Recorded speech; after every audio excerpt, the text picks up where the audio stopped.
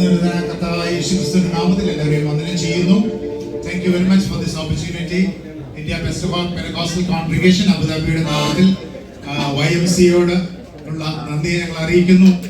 ഈ വിലയേറിയ അവസരത്തിന് നന്ദിയുള്ളവരാണ്. Thank you very much for the opportunity. കർത്താവായ യേശു ഭൂമിയിൽ മനുഷ്യനായി അവതരിച്ചു. കാലിത്തൊഴുത്തിൽ പിറന്നു. അതിനെ ഘോഷിക്കുന്നതായ, അതിനെ പ്രകീർത്തിക്കുന്നതായ മനോഹരമായ ഗാനങ്ങൾ നാം പാടിക്കൊണ്ടിരിക്കുകയായിരുന്നു. എന്നാൽ 3.5 വർഷം തന്റെ പരസ്യ ശുശ്രൂഷയ്ക്ക് ശേഷം കാൽവരിയിൽ പിതാവ് തന്നെ അയച്ച ദൗത്യം പൂർത്തീകരിക്കുവാനായി യാഗമായി തീർന്നു. താൻ മരിച്ച 3-ാം ദിവസം ഉയർത്തെഴുന്നേറ്റ ശിഷ്യന്മാർക്ക് പ്രത്യക്ഷനായി കഴിഞ്ഞപ്പോൾ ശിഷ്യന്മാര് കർത്താവിനോട് സംസാരിക്കുന്നു. കർത്താവ് താൻ മടങ്ങി വരും എന്ന് അവരെ അറിയിച്ചു. ശിഷ്യന്മാർ വളരെ വ്യക്തമായ ഒരു കാര്യം അവരോട് ചോദിച്ചു, അതിന്റെ അടയാളം എന്തായിരിക്കും?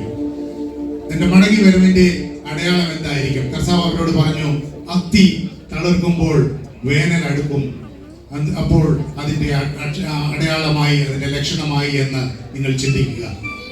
ഇത് നിങ്ങൾ പാടുന്ന ആദ്യത്തെ പാട്ട് അങ്ങനെ തന്നെയാണ്. അത്തി തളിർക്കുന്നു, മുന്തിരി പൂക്കുന്നു, അവന്റെ വരവിന്റെ ലക്ഷ്യങ്ങൾ കാണുന്നു. നമുക്കറിയാം, കർത്താവ് വന്നിട്ട് 2000 വർഷമായി. അനേക നാളുകളായിട്ട് കർത്താവ് വീണ്ടും വരുമെന്ന് എല്ലാവരും വിളിച്ചു പറയുന്നു.